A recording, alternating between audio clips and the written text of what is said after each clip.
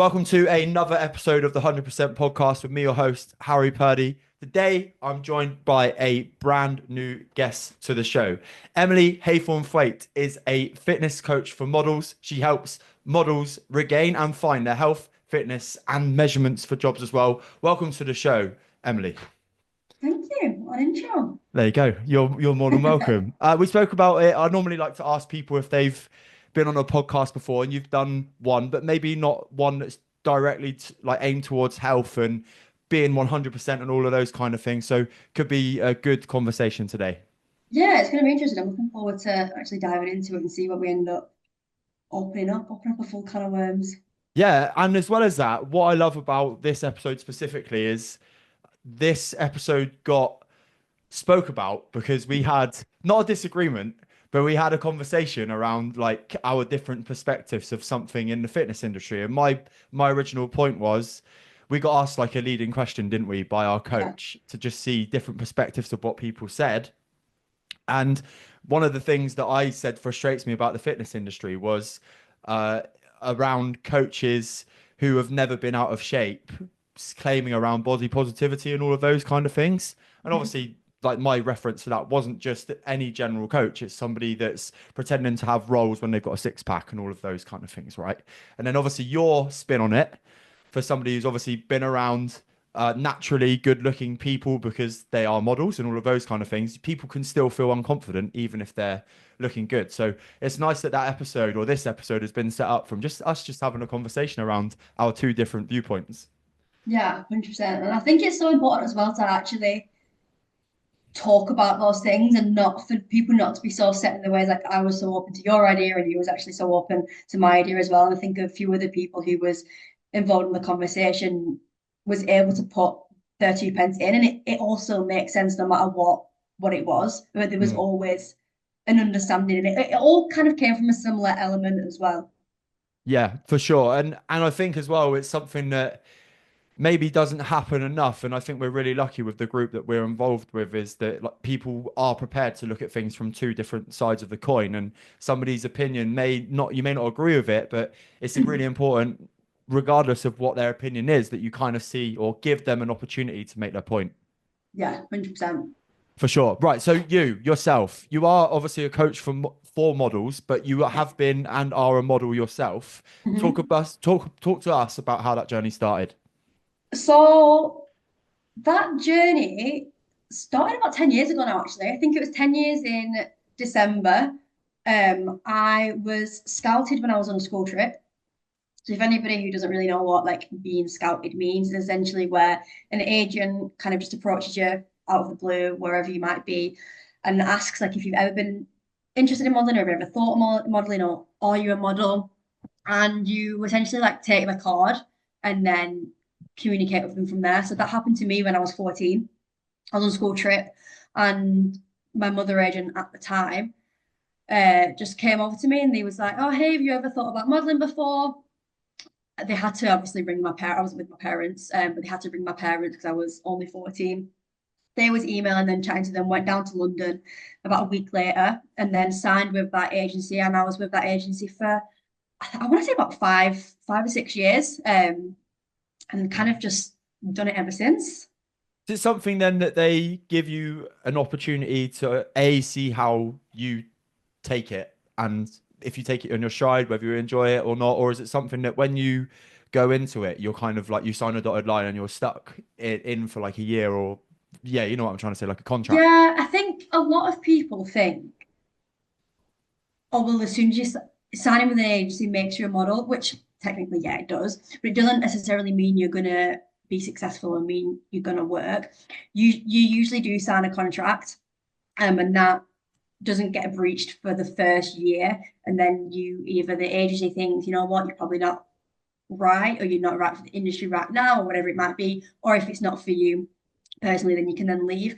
But they basically develop you. A lot of the girls are brought into the industry when they're younger. So usually between like the ages of 14 to 16, 17. They're developed by the agency, so they get sent on loads of test shoots where it's nothing's paid work. 9 times out of 10, you actually have to pay for these shoots. You'll go on these test shoots that you'll build up your portfolio, and then your agency will then send you out to clients. You'll start meeting up with the clients, or they'll find your book online, and then off the back of that, that's when you ideally start booking more work. But it can be, I was pretty lucky and I started working relatively quick. But it can be like up to 3 years before you even make a penny. And then you're owing like potentially thousands back to the agency because they would have paid for your test shoots before it and all Mm. that stuff. So it's not as glamorous as it seems, especially at the beginning. I think that's part and parcel though. When it comes to any kind of industry, pop industry, let's call it that, like popular industry, whether it becomes down to like a band starting out, even becoming a footballer with the traveling that you have to do and all of those kind of things.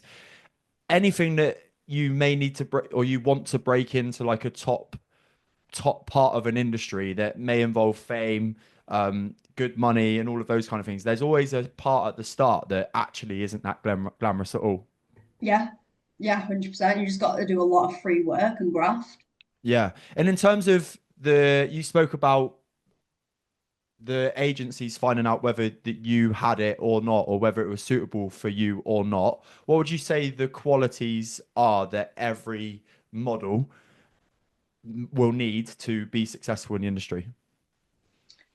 Confidence. There's not necessarily a look or a type of person.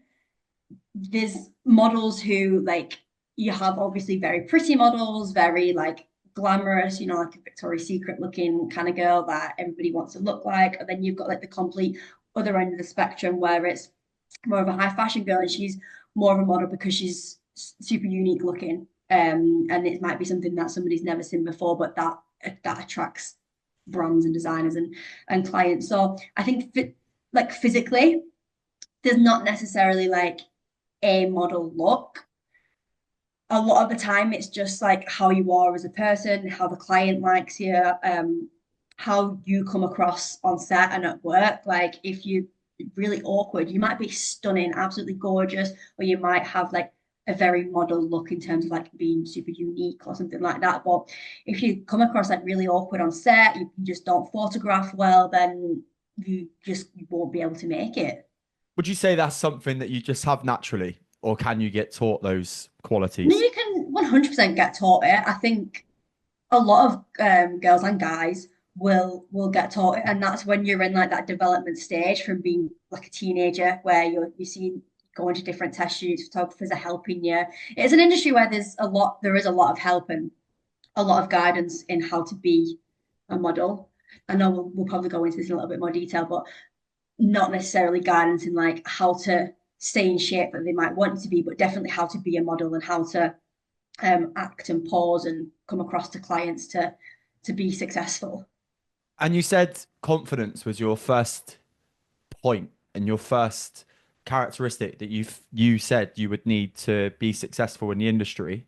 And I've always said that you can kind of have a confidence where you can fake it till you make it up to a certain degree, and you can Yeah, have that kind of like chest out, shoulders back, head up confidence, even if you feel inside that you're not confident whatsoever. And then you've got confidence from doing things that are potentially hard, or you get confidence from being experienced in a certain way. So naturally, you must have felt quite confident as a kid, and then have grown into that confidence even more. Where did that confidence originally start from for you, though?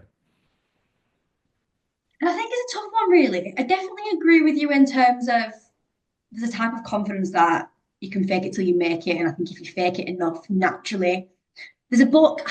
I don't know what it is. It might even just be Atomic Habits, something like super basic like that.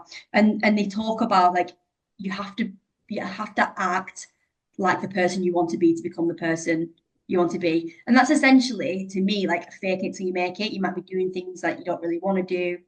Um, for me personally, I've never been like a shy kid.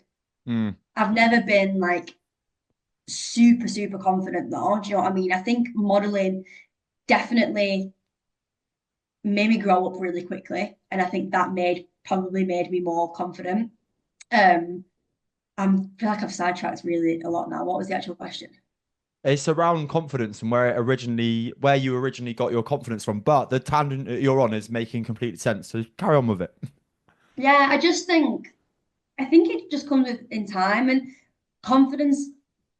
It's all eternal. Like you have to do the internal work first. You can like wear the nicest clothes that'll make you feel super confident. You can train super hard and be in unreal shape. But if you've not done the internal work, then even faking it won't do it enough. Mm. You've got to work on the internal things first because you can be like the like best looking person ever, be in the best shape you've ever been in, like have the nicest clothes, like be in an amazing relationship. But if you've not done like the internal work, you it's probably just as good as not having any of that at all. Yeah, it makes total sense. So to look after that trait for yourself, then you say about doing the internal work. What does that mean to you? What would you say the internal work that you've done to protect your confidence and increase it has been over the journey of 10 years that you've been in the industry? Do you know what? I think the biggest thing for me, and this is something that I try to preach a lot, especially to like close ones around me. Am I allowed to swear or not? Yeah, yeah. Swear away. Just don't give a fuck about what anyone thinks. Because the more that you're constantly thinking, like, oh, I can't do this because of X person's thinking that, it's only going to dampen you and make you feel less confident about doing certain things. And I think the main source of my confidence, and don't get me wrong, there's always going to be thoughts in your head and certain beliefs of, oh, there's going to be a reason for wanting to do this. But something that I've had a lot of personal growth on recently in the past few years is just not giving a fuck. Like, do stuff that you want to do for you that's going to make you feel good and don't care about what anyone else is thinking. Yeah.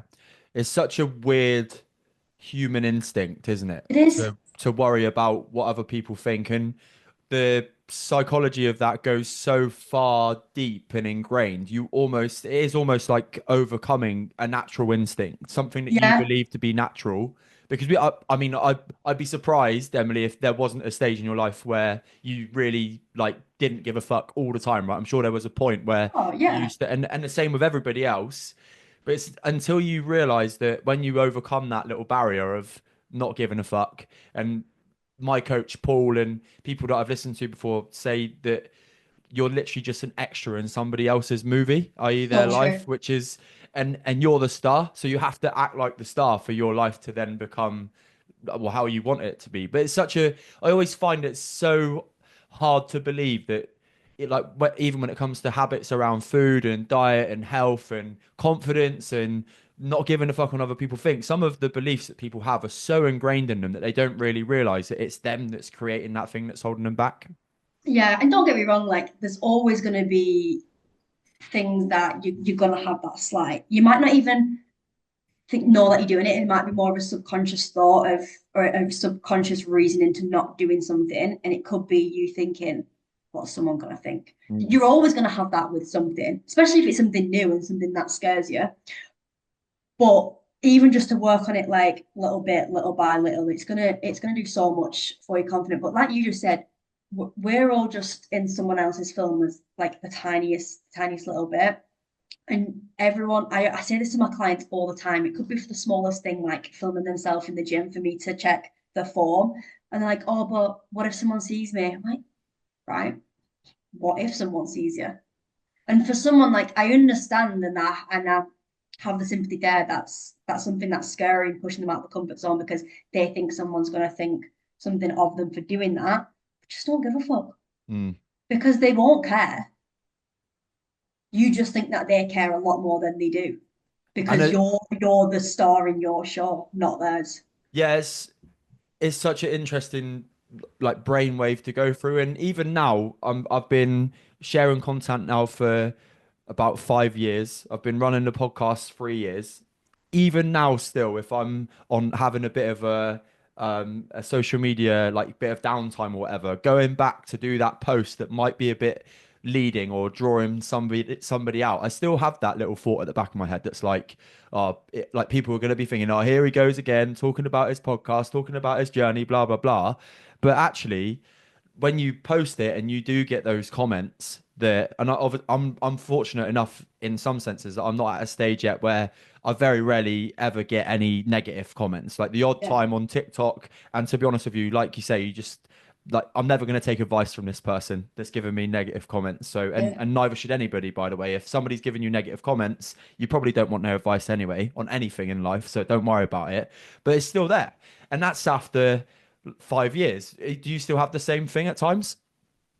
100%. Yeah, 100%. And I think as well, like in the industry that we're both in, there's so many critiques. There's so many people with their own like perspectives and points of view on different things. And similar to what we were saying at the beginning, like how we had different thoughts on a certain topic that led us to film this podcast. Mm. There's always going to be people with thoughts. It doesn't mean that they're wrong or right, but it's just making sure that you take everything that either people advise with a pinch of salt, or even the thoughts that you think people are going to say. Like, I think that's it's often a good thing if you're scared as well. It's more of a reason to do something if you're having these seeds of self doubt. Yeah, that's right. It's almost the feeling the fear and do it anyway kind of conversation, isn't it? Which Yeah, I'm sure has you've had conversations with, like I don't know whether colleagues in the industry, friends that are in the industry. I'm sure there's been things that you've had, and maybe even challenges yourself that you've overcame, where you have been doubting doing something, done it, and then been thankful for the end results. yeah, yeah, Yeah. for sure. So what does, in terms of, obviously we'll speak about your coaching and stuff now as well, and the challenges and the bridges that you have to cross with clients and how you get best results and how you overcome their confidence challenges as well. But in terms of health, I would love to know because it's such an it's such an all-rounder, the word health. What does it It mean is. to you specifically? What does being healthy mean to you? So being healthy to me is very much feeling good, doing things that will make me feel good. And I'm almost like you stereotypical like all wellness kind of girl. Like I need enough sleep.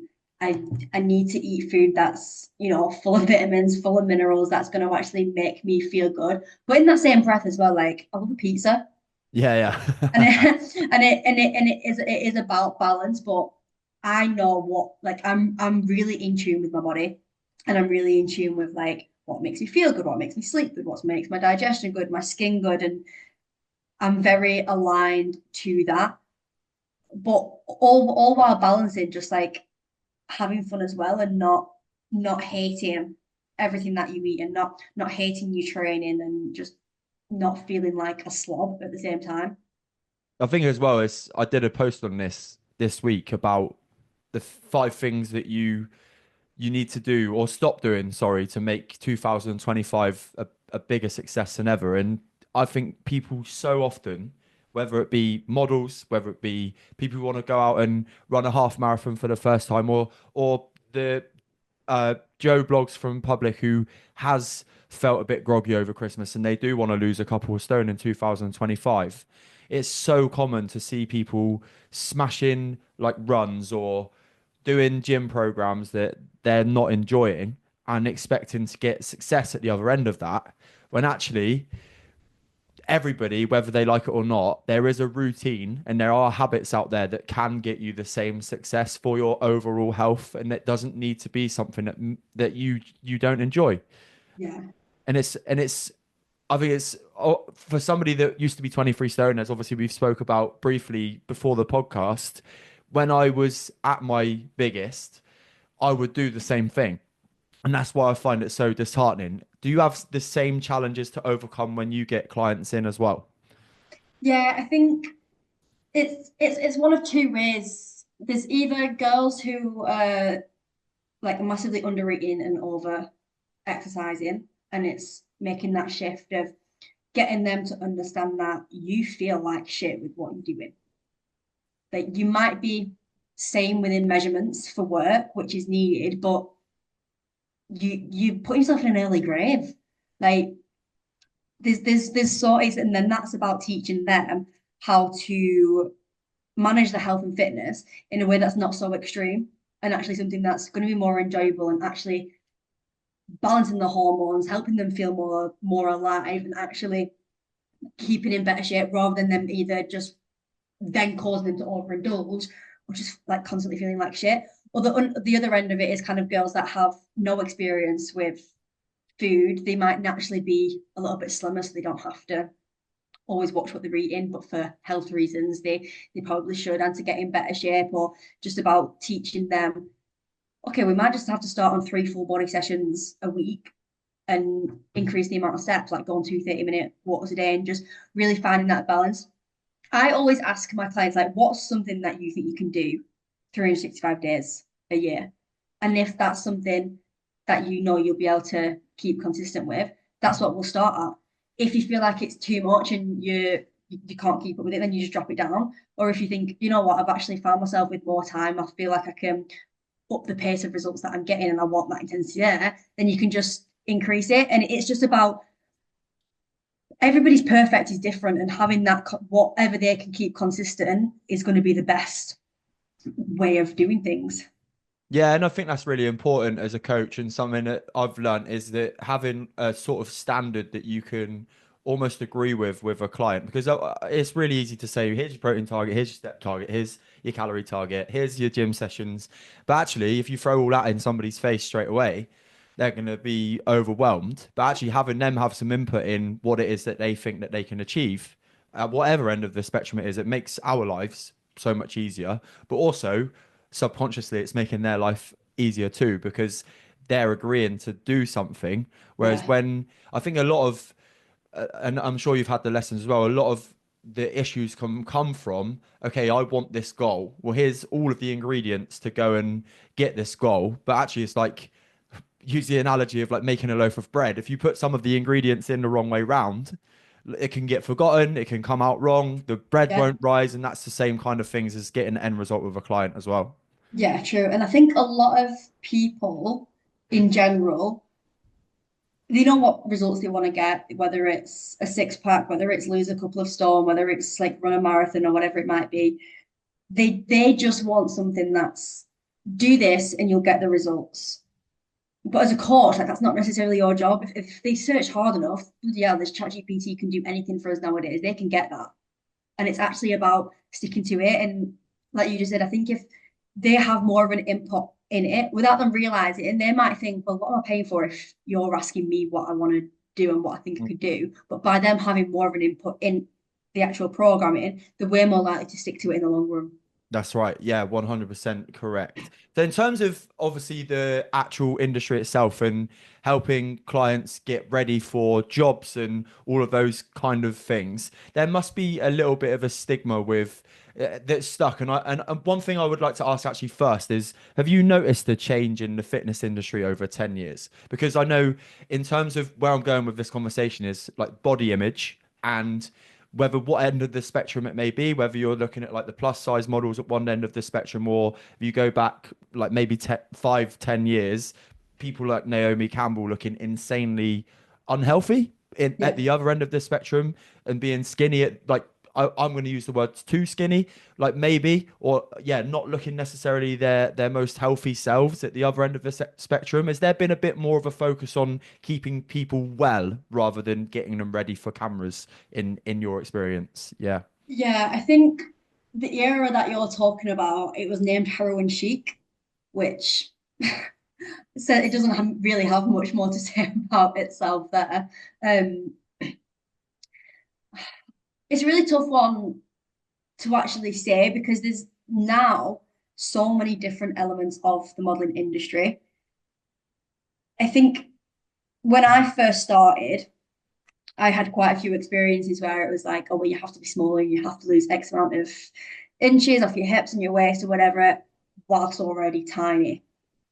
And it was, and that's all like been like that for a very, very long time. And to be honest, that won't ever change for that part of the industry. It's more high fashion, more runways and high fashion brands where they use girls who are like all the exact same shape. Like if you cut the heads off, the bodies would literally near enough be the same thing. Unfortunately, as much as they say the agency, as much as they say the industry is becoming a lot more diverse and a lot more open-minded and accepting, yeah, for the very few. A lot like 9 times out of 10, these girls are still going to be super tiny. And it's really sad as well because past experience, you'll do anything to get in those measurements. And there's no one of the main reasons why I narrowed down my business to helping models is because there was nobody there to help with that. Agents tell them, right, you've got 8 weeks to lose an inch off your hips. And an inch to someone might not sound like that much, but when you're already super tiny, like you've got to, there's a lot that has to be done. So these girls are eating nothing, like over exercising, just doing stupid things to get there. But like I said, unfortunately, that will always be there as far as I can see, to be completely honest. However, in terms of like more like not fashiony, but more like commercial side of the industry, it is a lot more accepting, and you don't have to, especially in England. Europe is a little bit different, but especially in England, like there's a lot more flexibility around how you look and the shape you are, which is great to see. There's definitely improvements, and I don't think it will ever change like fundamentally, but it's getting a lot more accepting. And to be honest, like I think there just needs to be somebody there who can help the girls do it and not just give unsolicited advice. Mm. Yeah, it's interesting as well. And the other thing, so I've had a well, he's a good mate of mine, and he's now coaching me actually. I had a guy called Aaron Carpenter on, and he's a bodybuilder, and there's almost some comparison between obviously totally different looks of course, totally different looks, but there's almost some comparison in terms of the prep and how Yeah, potentially prep can be unhealthy in some elements, as well as getting ready for a shoot could yeah, be unhealthy in some elements too. And like you say, and Aaron said the same thing, these parts of that sport or that industry is always going to be there, the yeah, unhealthy side of it. And the same within modeling. You said yeah, that, or unfortunately, it's always going to be there because these high-end brands, this is the look that they want. But I guess at the same time, the best that you can do as a coach, and I know that the best that Aaron does as a coach is outside of those periods of time. It's about making sure that your clients are doing everything they can to support themselves, like from a well-being perspective, perspective, nutrition perspective, all of the things outside of that period of time that can then it almost makes that part, like the cut or the prep for a shoot, become a mm, little bit easier. And I guess it's side of the a side of the job that you kind of have to take with a pinch of salt. yeah. No, 100%. And it's very, very similar to prepping for a show or prepping for stepping on stage.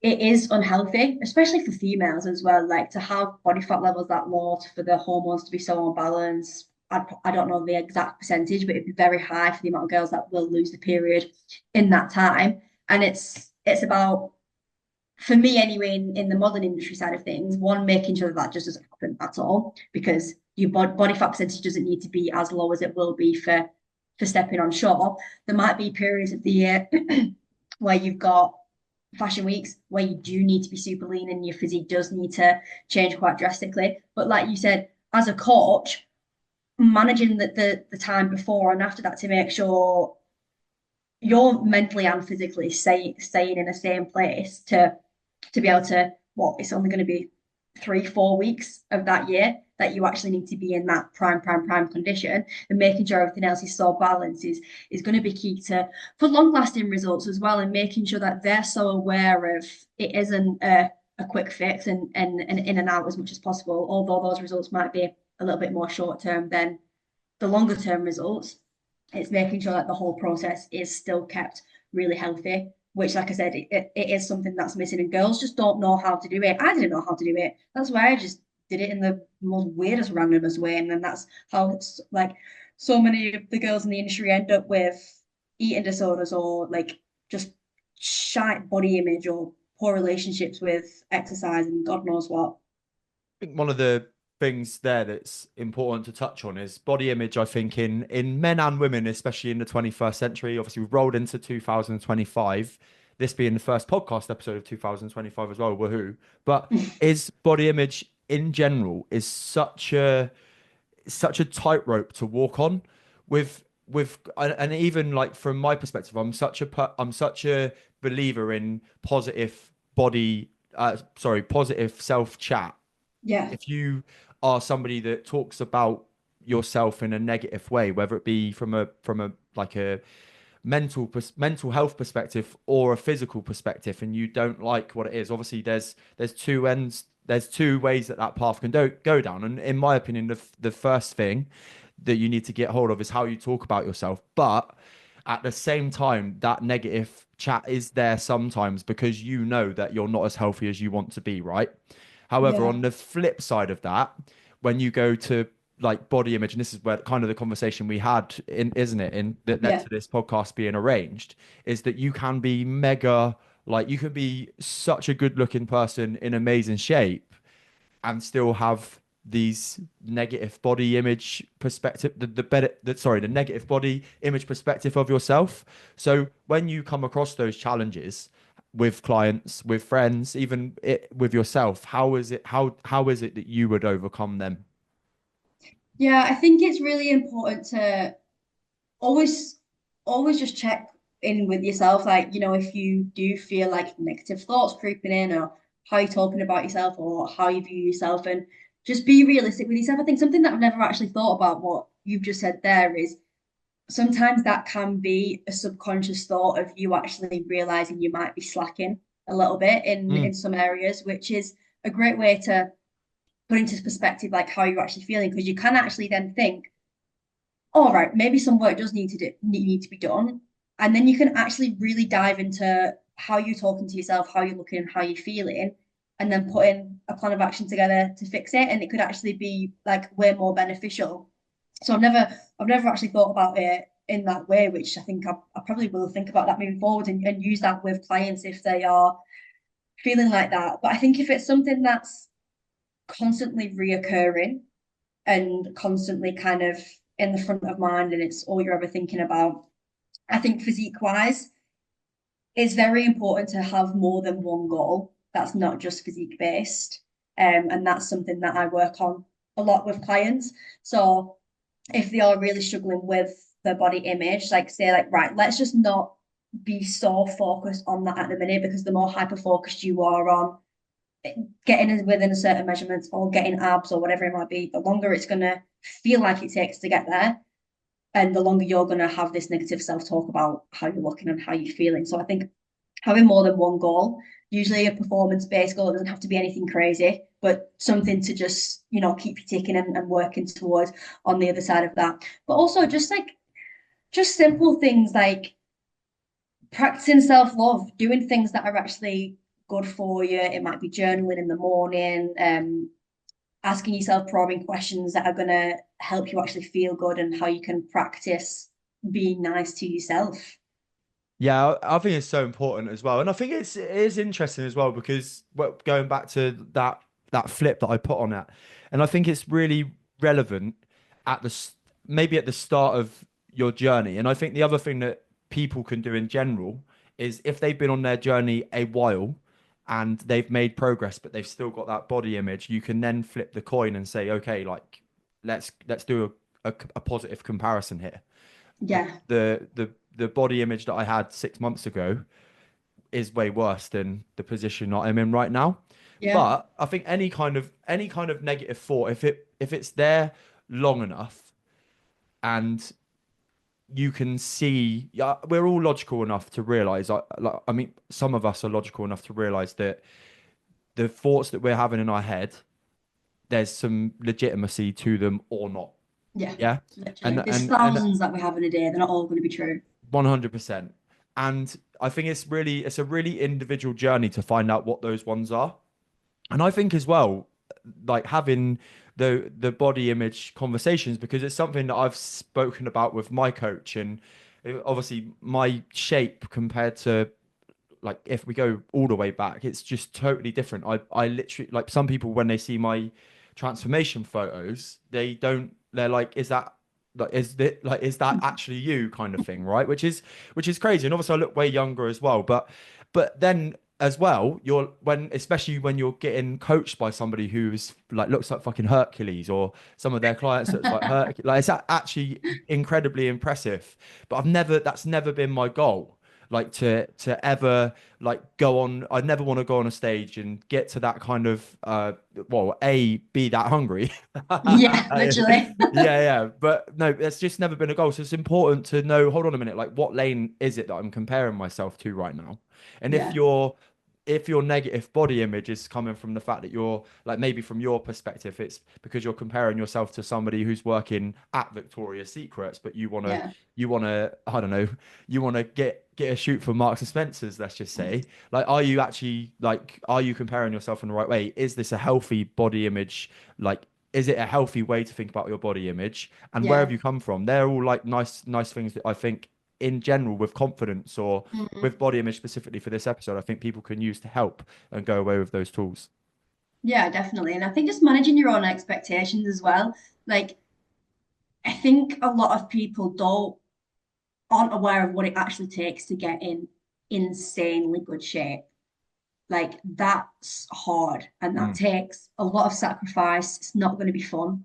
It's going to be really, really hard. And they'll compare themselves to these people that they might see like on billboards or on social media or whatever it might be. And they're like, I want that, and I'm pissed off that I can't get there because I'm trying everything that I can. You're trying everything that you can, genuinely might not be able mean you can ever get there. Yeah, And that's that's right. fine. But it's just managing that expectation. And I think once you understand that, it that should help a lot with that comparison and that body image and how you see yourself.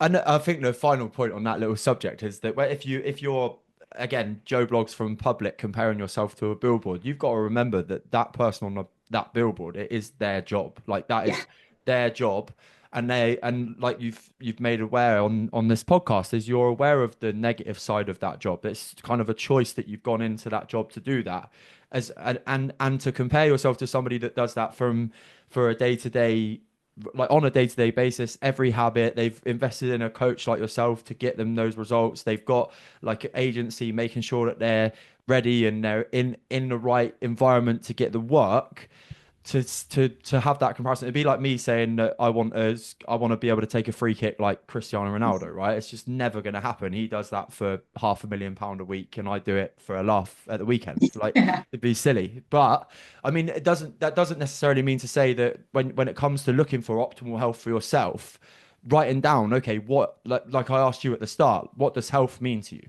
I think that is when it comes to people's challenges and breaking things down, I think it's really important to know what it is that you are looking for because other people's opinions can get in the way. You can like have a friend that's doing a certain journey. Maybe they're training for a high rocks right now, and then you're like, oh, I wish I was doing that too. But health overall, like you nailed it in terms of it's like feeling good, like it's yeah, having some form of confidence, it's being happy within yourself and fit like feeling I think feeling okay is is way more important than looking amazing. But the better you look, the better you're going to feel as well. As yeah, but where I'm going with this is when you start any kind of weight loss journey, if it's about getting fit, if it's about getting ready for a shoot, if it's about training for I don't know what like another a fitness event, another when you start that journey and you've never been on like a journey that you're looking to do for a long period of time, having in your head what you are happy to say when I look back at my results, here's what I was looking for, here's the goals I was looking for, here's how I wanted to feel. And when you've got to them, that's when you know it's been a success. It's not the medal around your neck at the end of it. It's not the photos at the end of it. It's the feeling mm, that you get from having your own definition about what you're looking for. yeah, yeah, 100%. There we go. In terms of rejection, then, so I'm sure that's something that comes up a lot in your industry. I'm sure there's Oh yeah. hundreds and thousands of men, women going for the same contracts and jobs and shoots. How is it like? How does it affect you? And then making the next steps to come back from maybe a rejection. How did you go about doing that? Yeah, I mean, to start off with, it was tough. Like, you're gonna get rejected for 98% of the jobs that you're either put forward to or go for. That's just the way of the industry. And a big way that I've just thought about it now is rejection is redirection. But saying that, it is actually hard to take it as redirection because you actually don't get any. advice off the back of it 9 times out of 10. You either get the job or you just hear like absolute ghost town. That's something that over time you just almost become immune to. It's it is hard, but again, it's like the more you do it, the easier it comes. And that one job that you do get makes all those castings that you go for like worth it. And you're like, oh, buzzing. Like I'm Yeah. finally making some money. And the more jobs that you do get, the more photographers you speak to, the more makeup artists, the more casting directors, and you just become more in that bubble. So the more people that you do speak to and the more jobs that you're on, the more jobs that naturally you will book. But rejection, you've just got to have thick skin to be in the industry, and that's the only way about it. Like if you're a bit of a soft ass and you can't really take rejection well, or you can't take what's the word I'm looking for? You can't take like someone's advice. You can't take criticism well, then it's probably not the industry for you. Or you could flip it on its head and say it is the industry for you and it's gonna help you battle those things. But yeah, it's just rejection's just something that comes with time and it's just to understand like it's not don't take it personally. Like it's not you. Yeah, it's everything like you are, as in your looks, how you came across in the day and that kind of thing. But it's not you. You're just not what that client Was was looking looking for. for. Yeah. Yeah. At one point, then I was thinking, is this a talk about modeling or is it about 21st century dating? Because they all like the ghost town comment, not taking it personally, and all those kind of things. I was like, ah, yeah, it could link in with two different subjects there. I could do like a sneaky and record a different question at the start of that, and I reckon it would come out. But what go like on a serious note, I do think again when you look at those natural instincts about like how we perceive others and worrying about what other people think, Yeah. that industry is so built around that It's brutal. insecurity that Yeah. most people have, whether they like it or not. And again, Uh-huh. the, when you, if you want to flip it from another side of the coin as well, because when you sat on this podcast, Emily, I hope you don't mind me saying, but like you can definitely tell that you have that thick skin. You can Yeah. tell the confidence comes across straight away. And the next question I'll ask you in a second, we'll go into the third point I was going to say, but when it comes to those things, it seems like it's just made to test people. Hmm. And at the other end of the coin, on the other end of the coin, where I was going is that that does create confidence if you can overcome those challenges and Yeah. get through the other side. Yeah. Yeah, definitely. Like you said, I think when we were talking about confidence at the beginning, I think a point that you said was another way that confidence comes from is doing things that make you feel uncomfortable or doing something that you didn't want to do and there was a better outcome of it at the end of it is going to make you feel more confident. And same with that, like even if you go to the casting and you don't get the job, you've stood as a young girl in front of people, probably next to nothing as well as, and they've like judged you, literally looked you up and down, taken a picture of you, and then you've never heard anything again. I mean, if that's not going to build your confidence or give you thick skin, I don't know what is. Yeah, no, it's so true. So, what would you say? This is where I was going with the next question. What would you say, or how would you say that you've developed as a person because of the career that you took on as a young 14-year-old to now? What would you say the traits and how your traits have developed over that time? A tough one. I think over time, definitely, this is going to sound like so cliche, but definitely like know who I am and found who I am. I don't know if that's necessarily got some directly to do with the industry and more just life in general, but it's definitely helped me understand like who I am, what I am, where I hold my values, and that's definitely helped with it. Um, and I just think like being in such a cutthroat industry, traveling the world by yourself from like 17 years old is you're almost forced into it and you're pushed into it and you have to be adult and you have to fend for yourself and that's probably just built up a characteristic as to what I am now, which I'm forever grateful for. Yeah, it's amazing, really. I really can hit like I feel obviously this podcast is about health and well-being, but I do love finding out about like individuals as well. And I can definitely see that within you is that maybe there's been some tough parts of your journey, over your journey with the rejections, Mm, with worrying about what other people think, with being such a young person, being asked to do such independent things and ventures has led you to who you are today. So the next question as well is about you. We speak about I asked you in this podcast what health means to you, and you said feeling good was kind of the number one thing. So what would, yeah. if you was to have three habbies, that's like a cross between a habit and a hobby. Those are habits or hobbies. Yeah, Nice. hobbies, we can call them There we go. I feel like that could be the new thing. So hobbies, no, hobbits. that.